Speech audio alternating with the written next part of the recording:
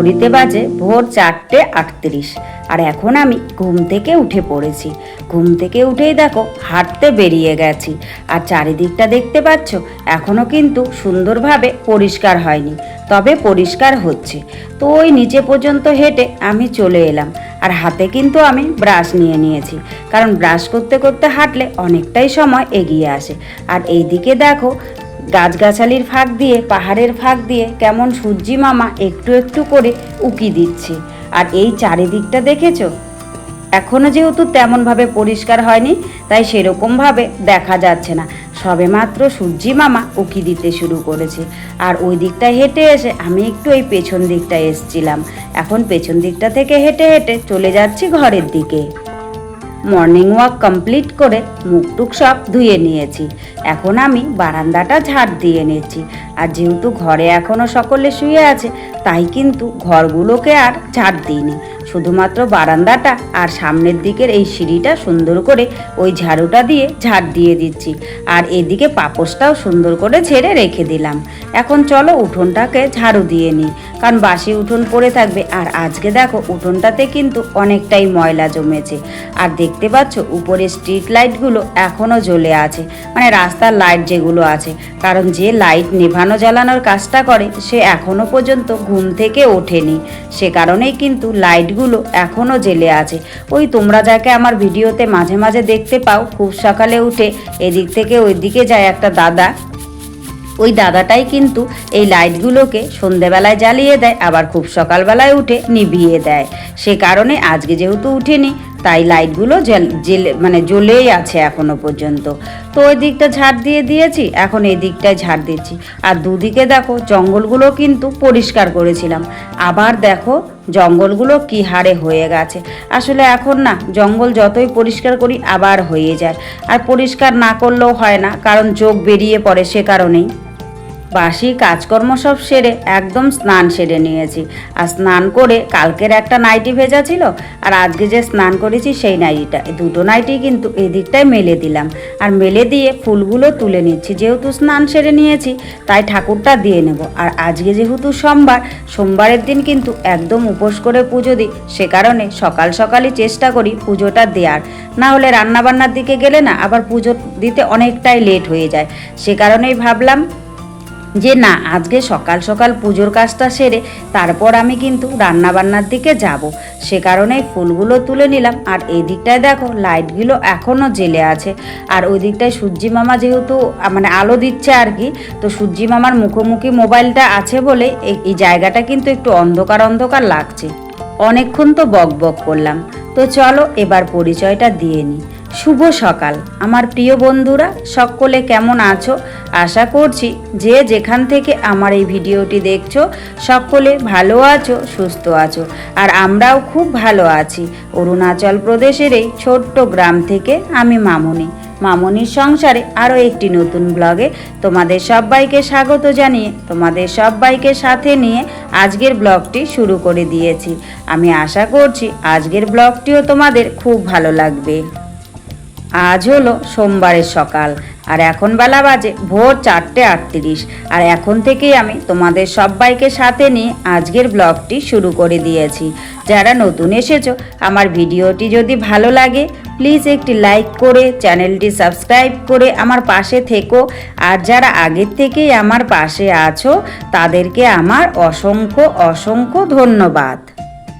আজ কিন্তু পুজো দিতে আমার অনেকটাই সময় লাগবে, কারণ কেউ এখনও ঘুম থেকে ওঠেনি, আর কেউ এখনও মন্দিরে প্রবেশ করেনি। প্রথম যে মন্দিরে যায় তার কিন্তু পুজো দিতে অনেকটাই সময় লাগে, কারণ সকালবেলায় মন্দিরটা পরিষ্কার করে মুছতে হয়, ঝাঁটফাট দিতে হয়, তারপর পুজো দিতে হয়। সে কারণেই সময়টা বেশি লাগে। তো যাই হোক, মন্দিরটা চারিদিক পুরো ঝাড় দিয়ে নিয়েছি, ভেতরটা মুছে নিয়েছি। আর বাইরে তুলসী তলায় পুজো দিয়ে দিয়েছি, বটগাছেও পুজো দিয়ে দিয়েছি। এখন কিন্তু আমি ভেতরে চলে এসেছি। তো ভেতরে এসে পুজোটা দিচ্ছি।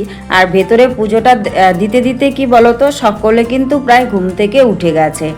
আর আমার ভেতরে পুজোটা আমি পরে দিচ্ছি, কারণটা হচ্ছে কি বলতো, চাবিটা যে দিদির কাছে থাকে সেই দিদি ঘুম থেকে ওঠেনি।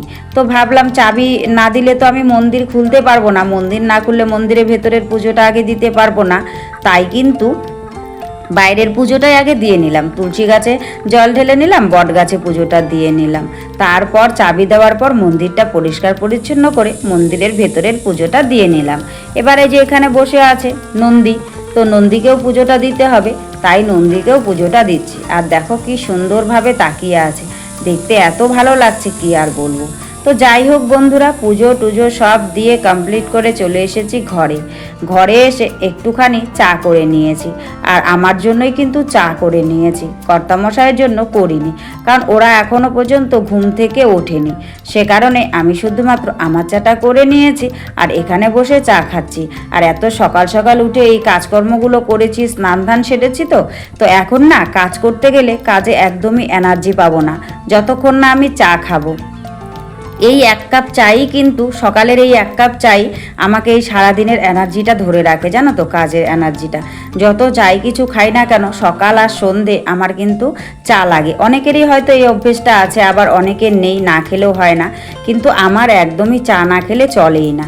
তো যাই হোক, চাটা খেয়ে নিতে নিতে ওরা কিন্তু ঘুম থেকে উঠে পড়েছে, আর আমিও ওদের টিফিনগুলো রেডি করেছি।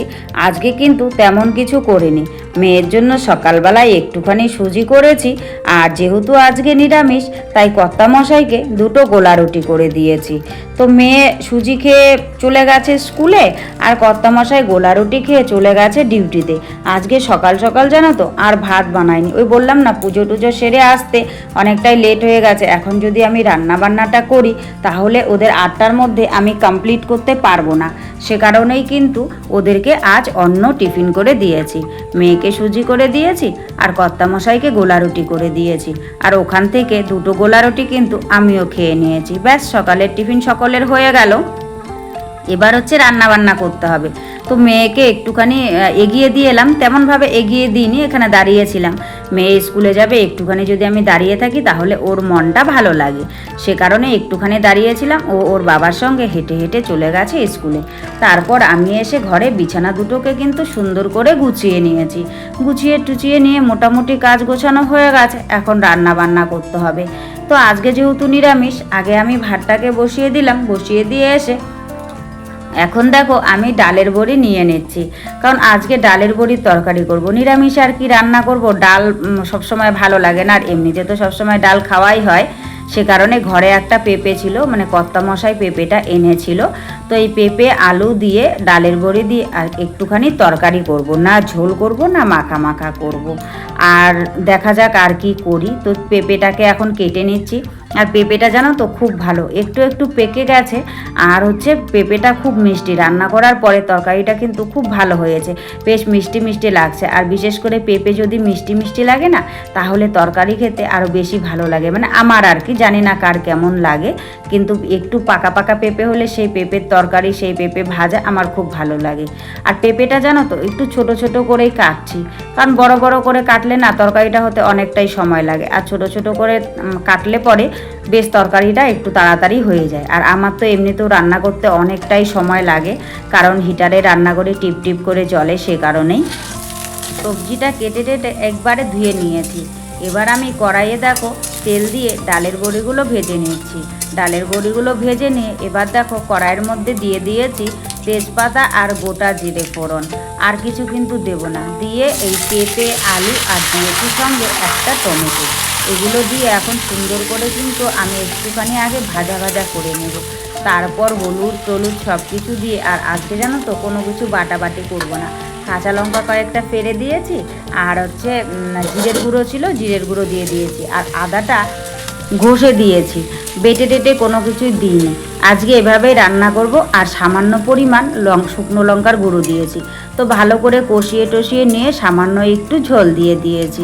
এবার আমার তরকারি হয়ে গেছে, নামানোর আগে একটুখানি ধনেপাতা দিয়ে দিয়েছি।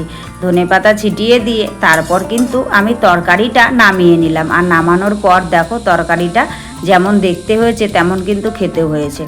তারপর কয়েকটা বেগুন ছিল, এক তরকারি দিয়ে কি করে খাবো, সে কারণে বেগুনগুলো কেটে এখন বেগুনগুলো কিন্তু আমি ভেজে নিচ্ছি। এই বেগুন ভাজা আর নিরামিষ তরকারি দিয়ে আজকের খাওয়া দাওয়া সারা হবে। তো সকালবেলায় পুজো দিয়েছিলাম, শুধুমাত্র আমি একা না, সকলেই দিয়েছিল। আজকে সোমবার যেহেতু, তো অনেকগুলো প্রসাদ জমেছে, প্রসাদগুলো তুলেছি, এখন সকলে বসে আছে। তাই ভাবছি সকলকে এখন বিতরণ করে প্রসাদগুলো দিয়ে দেব, না হলে তো ওই প্রসাদগুলো নষ্ট হয়ে যাবে, তাই না? আর বেশিক্ষণ মন্দিরে থাকলে ইঁদুর টিঁদুর টাসলায় ধরবে, কেউ খেতে পারবে না। তাই ওই দাদাটা আমাকে বলেছিল পুজো দেওয়া সবার হয়ে গেলে প্রসাদগুলো তুলে নিস। এখন আমি প্রসাদগুলো সব তুলে নিয়েছি, তুলে দেখো সবাইকে ভাগ ভাগ করে দিয়ে দিচ্ছি।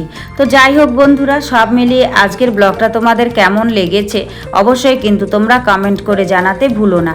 আর আজকের ব্লগে যদি কিছু ভালো লাগে তাহলে প্লিজ একটা লাইক করো, কমেন্ট করো, শেয়ার করো, আর আমার চ্যানেলটিকে সাবস্ক্রাইব করে এভাবেই আমার পাশে থেকো। সকলে ভালো থেকো, সুস্থ থেকো, তোমাদের পরিবারের সকলকে নিয়ে ভালো থেকো। তোমাদের সঙ্গে দেখা হচ্ছে পরবর্তী কোনো ভিডিওতে নতুন কোনো ব্লগের সাথে। ততক্ষণের জন্য সবাইকে টাটা এবং গুড নাইট।